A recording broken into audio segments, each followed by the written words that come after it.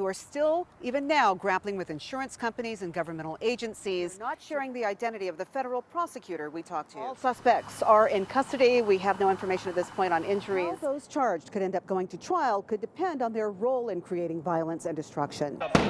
Protests draw many groups.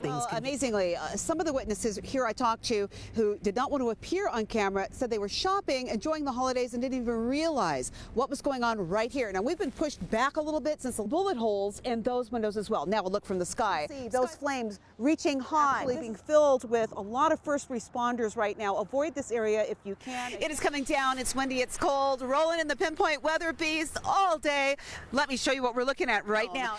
And remember, these guys are working so hard out there. They are plowing about 6 million lane miles each season. Give them a break. Shaul Turner reporting live up at Eisenhower Tunnel. You wouldn't believe what's inside one of these homes. How do you protect yourself? Problem solved. The problem solvers are on it. They have a right to go to work without smelling smoke from makeshift drug pipes. Fox 31 obtaining this video of an employee confronting drug users. Get that phone out my face. Make me. I hope this food is going to last. They tell a very important story in American history. They protected Dr. Westbrook's identity when he infiltrated the Ku Klux Klan. Terry Gentry is the great-granddaughter of Denver's first licensed black dentist. Seems they just don't care. How do you protect yourself? Problem solved. The problem solvers are on it. Get your camera out of here. This is your new car. Oh, you ready to get that shower? Hanging out in grocery store parking lots? All right, let's go. Don't curse at me, okay? I'm going to tell you that right now. Are you going to finish the work or not? Earl, here. You're not a dime to finish nothing. You got all the money that you're going to get out of me. From the time I was a little girl, I've loved Star Trek. So I was more than overjoyed when, as a grown-up, I got a chance to sit down with the cast of Star Trek Beyond. Look at your shirt. Nice. Okay. Oh. I like that shirt. Cross something off my bucket list. Do a Star Trek audition in front of director Justin Lin. So, and then I'm looking into the fact that we are low on dilithium crystals. I believe that. Any tips for me? None. Thank you. Enough said. I am done.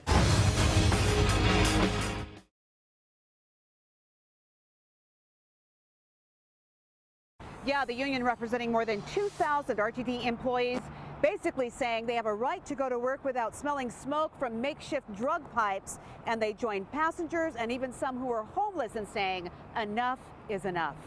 Should you be smoking that inside? Should you be recording me without my permission?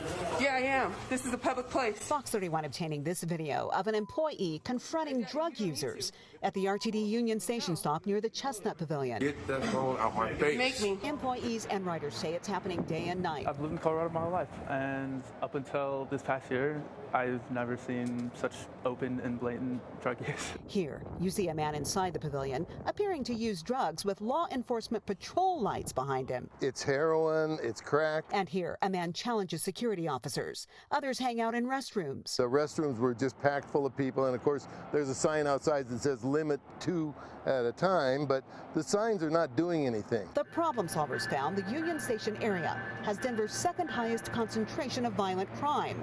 Amalgamated Transit Union President Lance Longenbahn tells Fox 31 employees fear for their safety. We're here to do our job. We're not here to necessarily tell them exactly how to fix it, but they need to figure it out. RTD tells the problem solvers they're stepping up security in the area through strategic partnerships with the Federal Transportation Security Administration's Visible Intermodal Prevention and Response Teams and the Guardian Angels nonprofit organization.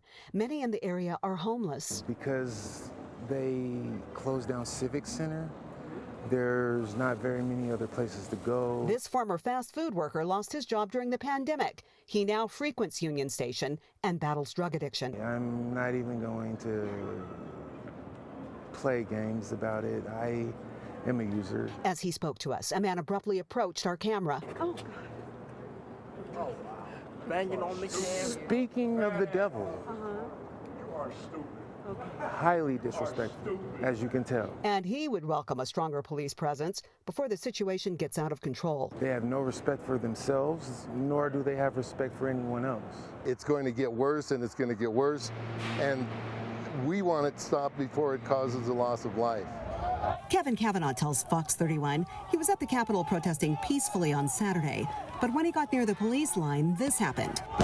His friend capturing the whole thing on a cell phone. I got pepper ball, I got tear gas, I got pepper sprayed, I got a chalk shot to the chest. At the end of the day, nobody should be getting tear gas if you're a peaceful protester. Civil rights activist Albertus Simmons tells Fox 31 he has received complaints from protesters who say too much force is being used in some situations. The police, have a tough job out there. We understand that. But at the end of the day, you cannot hurt innocent people. Simmons has been exceptionally outspoken about the importance of containing instigators who commit violent and destructive acts, sometimes leaving peaceful protesters to take the blame. Now, Denver City Councilman Paul Cashman, who chairs the council safety committee, says it's time for a closer look at police tactics. We have the right to speak our mind. We don't have the right to smash property. The police have the charge to protect the peace. They don't have the right to go past whatever reasonable level of force is necessary. Some organizations are now requesting a public report outlining police procedures used during the protest. On Monday, Chief Paul Pazin walked with protesters, sending a strong message that was well received by many, like protester Leonard D'Orlando. I think it's a great thing. Ultimately, I think if you're with the people, then the conflict isn't going to be so violent, so strong. Cashman says a discussion, or perhaps more, is long overdue. We all need to stand on higher ground. Just trying to stay on a bull. They were brave, loyal, and tough. Any bull rider that tells you he wasn't scared to get on the bull is lying. They're lying. African Americans escaping the chains of slavery to venture west, finding work as ranch hands and scouts. And the ranch owners would just say the boys. The boys are out watching the cows. The boys, the boys, the boys. And then they start calling them cowboys. It's a history that's cherished by many, but it was the popular Hollywood Western that would inspire Abe Morris, who didn't grow up in the West, but in a small town in New Jersey. I love watching the Westerns. I watched The Lone Ranger. I watched Roy Rogers. Morris says it was tough to leave everything he knew on the East Coast in order to follow his dream. He found himself in Wyoming in 1974. I was the only black guy in the Central Rocky Mountain region. At many times, it was difficult to find acceptance with anyone. This black football player says, "What do you know about rodeo?" But soon, Morris won everyone over. Where I'm riding, you look at the guys on the back of the chutes, and they are smiling because I've been accepted. Morris eventually became a bull riding champion and first black pro rodeo announcer, appearing on Fox Sports and other networks. It's my favorite rodeo, without a doubt. I go to Cheyenne every single year. I love going to Cheyenne. The people in Cheyenne treat me extremely well. I was in Cheyenne when Lane Frost got killed, and I interviewed him. I was the last person to interview him on camera that day. I cried like a little baby. I broke down and cried. It was hard. Morris knew bull riding wasn't a long-term goal. You never know the outcome, and they have a saying about rodeo and bull riding. It's not if you get hurt, it's when and how bad. So he tried his hand at marketing and financial consulting, which wasn't easy. But a cowboy doesn't give up. Being in rodeo, I didn't, you don't always win, but my manager told me, he said, some will, some won't. So what? Next. Morris went on to achieve huge success and keep stacks of awards in his home. I ended up third in the nation based on sales. I'd signed up over 860 clients. I signed a lot of rodeo cowboys up. He later published his autobiography, My Cowboy Hat Still Fits. But this rugged cowboy has another passion. His cookie business is thriving. I didn't have a girlfriend. I'm single. I love chocolate chip cookies, so I learned to bake chocolate chip cookies.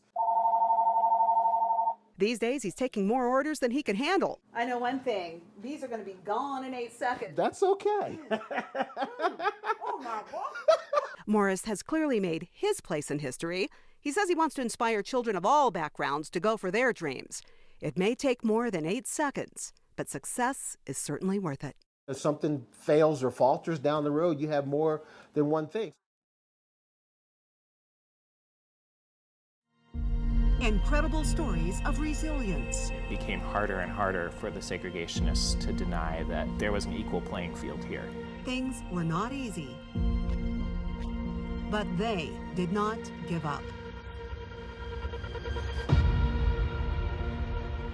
Tonight, we explore the past, the future,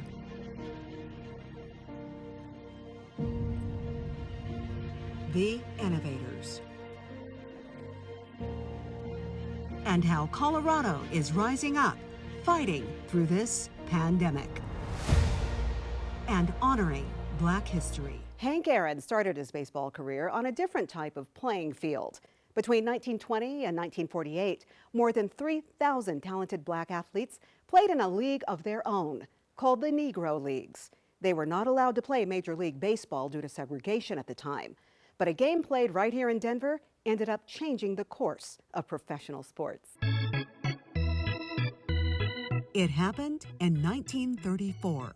Really kicking off the civil rights movement nationally. History Colorado's new book, Game Changers, authored by Jason Hansen, outlines the challenges and triumphs of the Negro Leagues and Colorado's prominent role in their success.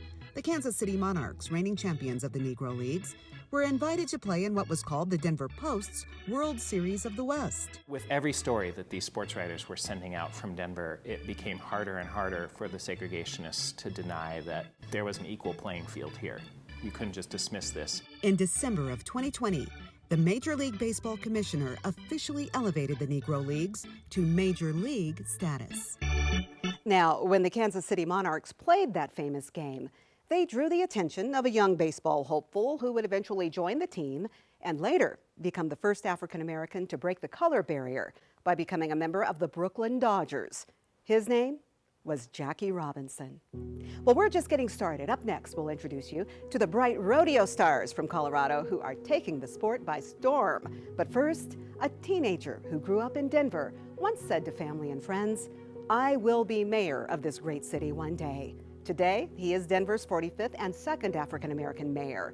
The first was Wellington Webb. A word now from Mayor Michael Hancock about what Maya Angelou's poem, Still I Rise, means to him.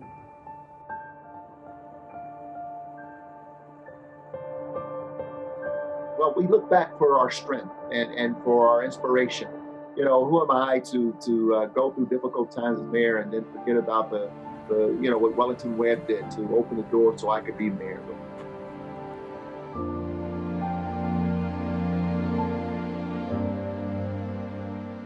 Who am I to stop and say I can't do it? No, we've got to persevere. The African Americans' role in this country.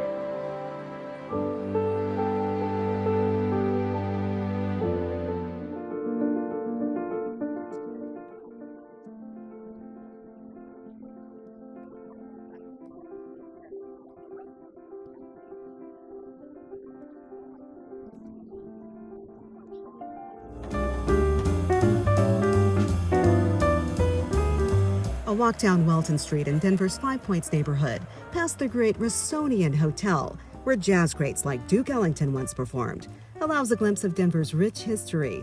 But the side streets reveal a more mysterious side. We're members of the Boule, Sigma Pi Phi fraternity. They protected Dr. Westbrook's identity when he infiltrated the Ku Klux Klan. Terry Gentry is the great-granddaughter of Denver's first licensed Black dentist, Dr. Thomas Ernest McLean. She stands outside the Black American West Museum on California Street, temporarily closed due to the pandemic. It was once the home of Denver's first licensed Black doctor, Justina Ford. Gentry's great-grandfather joined Dr. Joseph Westbrook, who was of a mixed racial background, to fight injustice.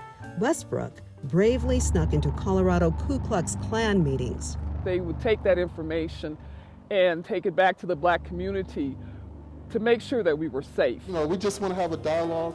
Today, redevelopment in Five Points is attracting droves of investors. Historian Calvin Williamson wants them to realize the historic gold mine they now call home.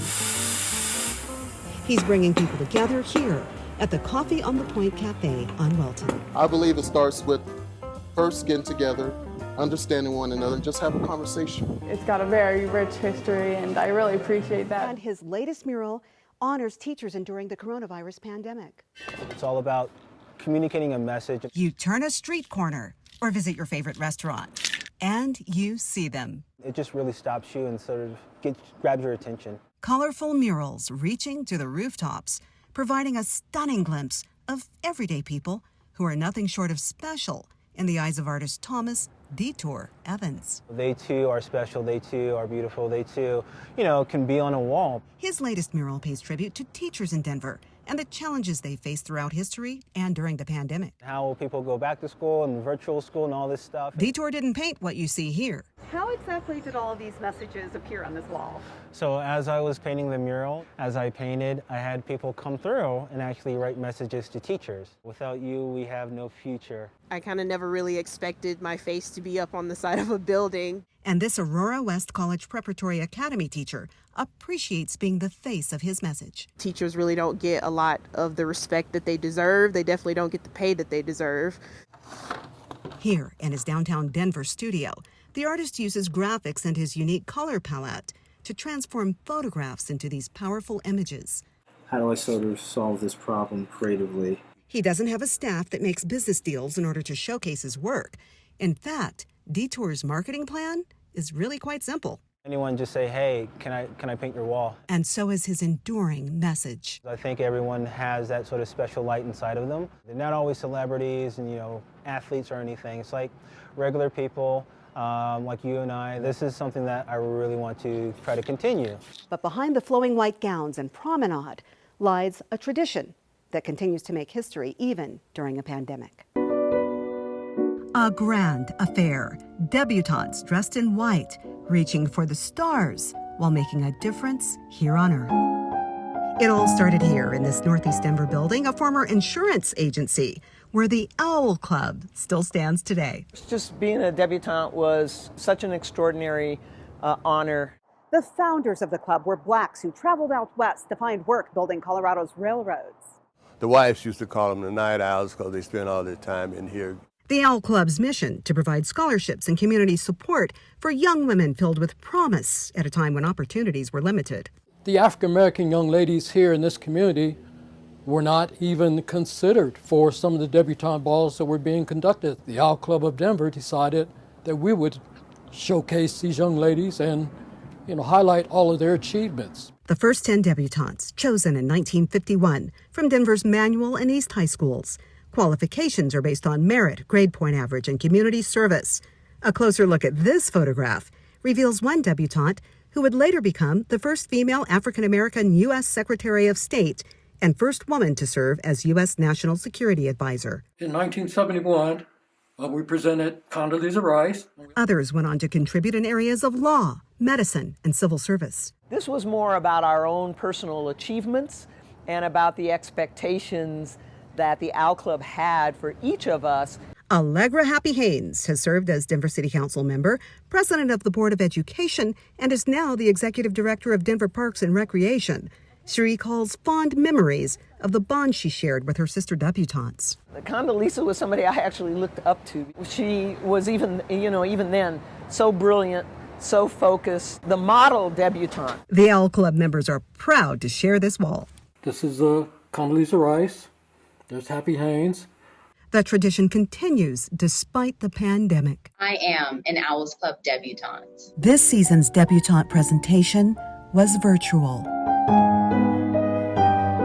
Still, it meant the world to debutante Gabrielle Shedd, who wants to follow in the steps of dance icon Cleo Parker Robinson, also a former Owl Club debutante. I remember watching the debutante ball in the kitchen with my grandmother and my sister, and I was completely caught off guard when they announced my name for the $1,000 scholarship. We have a very rich heritage. We want to continue the legacy of the debutante presentation. We're proud to say we have a debutante in the Fox 31 Channel 2 family. This Rosa T. Beard debutante was a young woman who dreamed of working in television one day. Now, Morgan Paul is working for our company Nexstar, producing this very special. Well, a modern-day Buffalo Soldier Troop is keeping history alive, traveling the West, sharing the stories of black soldiers who served in the 1800s. Next, how they're surviving after the pandemic forced them to cancel shows and the very special demonstration they put on just so we could share it with you.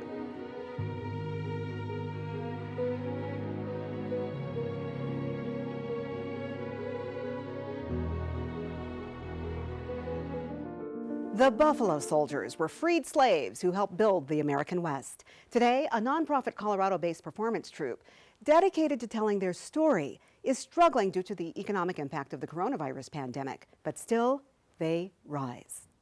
Riding hard and riding fast. Riding hard and riding fast. I hope this food is gonna last. Their shows canceled due to the coronavirus pandemic. I was the only one to make it out, I'm sure. But they will ride again. The officer would say, "First Sergeant, ring me a tune." And he'd go, whoa, whoa. My name is Fred Applewhite, and I am the first sergeant of the Buffalo Soldiers of the American West. Regimental Sergeant. I am the lieutenant of the Buffalo Soldiers M Troop. Dedicated to sharing the story of the 10th Cavalry Regiment of the United States Army, formed in 1866 after the Civil War. We were finding out our history that was left out of the history books. I impersonate Kathy Williams, who was the only documented female Buffalo Soldier. The white officers actually got a little bump in their rank by taking a African-American regiment, so some of them were motivated by the pay, others were motivated by the message and the mission. Many times when they went into battle with black soldiers and white soldiers, back then would fight side by side. That's called survival. The oldest surviving Buffalo Soldier, Mark Matthews, was born in 1894. He died at the age of 111 and was buried at Arlington National Cemetery in 2005. His memory honored by this troop, created by Denver Public School educators. I'm a high school teacher at Thomas Jefferson High School. A rodeo bull rider. First Sergeant Kenneth Johnson. And others teaching a story to the world with a message for all times. I think if we learn the shared history and the shared hardships, I think that could propel us beyond some of the arguments and debates that we have today. Buffalo Soldiers was not just black history. They are part of American history.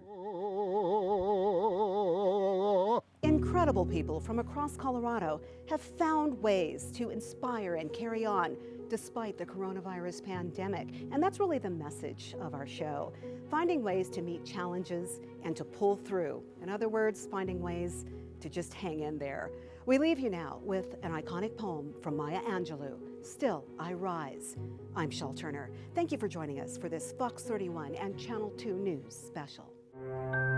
You may write me down in history with your bitter, twisted lies. You may trod me in the very dirt, but still, like dust, I'll rise. Does my sassiness upset you?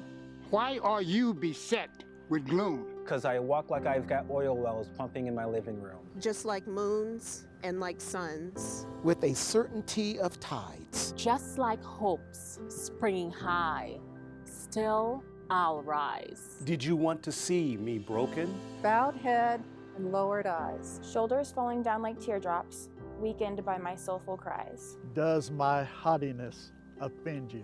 Don't you take it awfully hard. Because I laugh like I've got gold mines digging in my backyard. I rise. I rise. I rise. I rise. I rise. I rise. I rise. I rise. I rise. From the time I was a little girl, I've loved Star Trek. So I was more than overjoyed when, as a grown-up, I got a chance to sit down with the cast of Star Trek Beyond. Look at your shirt, nice. Okay. Oh. I like that shirt. Maybe if you had a red shirt on, I'd be slightly more friendly. I am counting on it. The crew of the Enterprise takes on a new threat, Idris Elba's character Krall.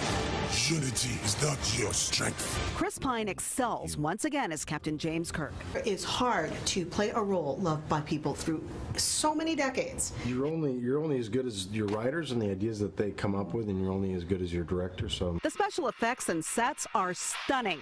There's that love connection between Spock and Uhura. We've also tried to blur the line between his Vulcan nature and his human nature. And the usual snarkiness from Dr. Bones McCoy doesn't disappoint. You know, Spock, if an Earth girl says it's me, not you, it's definitely you. To kind of kind of identify what the essence of what the late great DeForest Kelley did so wonderfully well, and then infuse it into this younger version of the character. Co-writer Simon Pegg, who also plays ship's engineer Scotty, says Star Trek stays true to originator Gene Roddenberry's vision of a better world in the future. Ultimately, deep down, what we want to do is just all live together because it's so much easier. You know, I mean, it's tiring being angry. It's tiring hating people. Just like when Kirk and Uhura had television's first interracial kiss in 1968, Star Trek Beyond features the first openly gay Enterprise crew member, Mr. Sulu, played by John Cho. Why is this so significant? Sulu's not coming out of the closet. He was never in a closet, and the film doesn't make a big deal out of it, and maybe it suggests a future in which it isn't a big deal. I grew up worshiping Uhura. Some may consider, oh my gosh, she's so sassy. I'm like, no, she's a woman. She's real. Live long and prosper, my brother. I certainly had my share of fun with Chris Pine and Zachary Quinto. You think the Denver Broncos are going to win another Super Bowl? Yes, absolutely. I gotta ask, do you think that you might be able to pick me up as your first officer? What is going on? Yes. Yes, absolutely, sure. But one thing I still had to do, cross something off my bucket list. Do a Star Trek audition in front of director Justin Lin. They have to have room for one more on the cast. You could use some help. Spock, you all right? So here goes nothing. Now, this is my tricorder. Yes. And I've just come back from Romulus. Yes. Okay? Yes. So, after my return from Romulus, I'm noticing some different changes, some different readings. So, and then I'm looking into the fact that we are low on dilithium crystals. Sulu, shields up. Wow, I believe that. Any tips for me? None. Oh. Perfect. Okay now, thank you. Enough said, I am done.